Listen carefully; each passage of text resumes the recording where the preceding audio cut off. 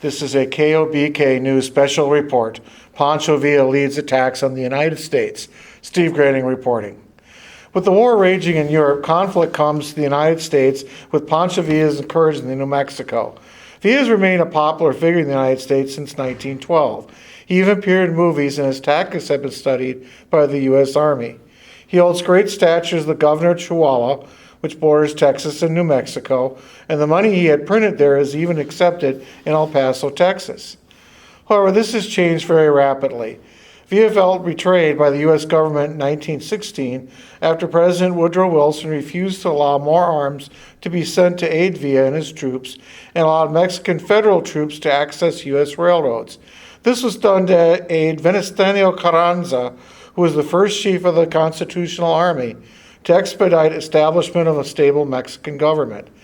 Villa is now fighting Carranza for control in northern Mexico.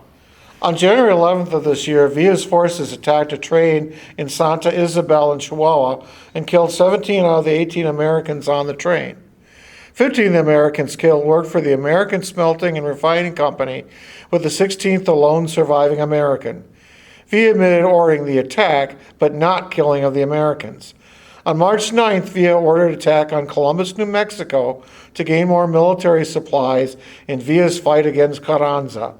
They attacked a detachment from the 13th Cavalry Regiment and seized horses, mules, and other military supplies. The town was burned down as well. 18 Americans and around 80 of Villa's men were killed.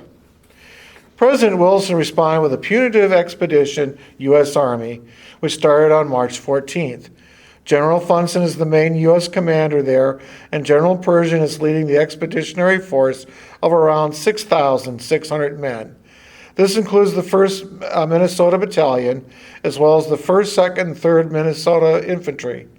Men from Steele County have also heeded the call to serve, including Minot J. Brown and Franklin Thymer, who are both serving in the Minnesota 2nd Infantry, and Carl Sealer, who is serving in the 3rd Infantry. Certainly these are heady times for the people here in Owatonna and Steele County. News of the pursuit of Pancho Villa in Mexico and the Great War that continues in Europe and the Atlantic Ocean fill the front pages of newspapers literally every day. Will our country be forced into wars on a number of fronts? Only time will tell. This has been provided by the Steele County Historical Society, preserving and sharing history today for tomorrow.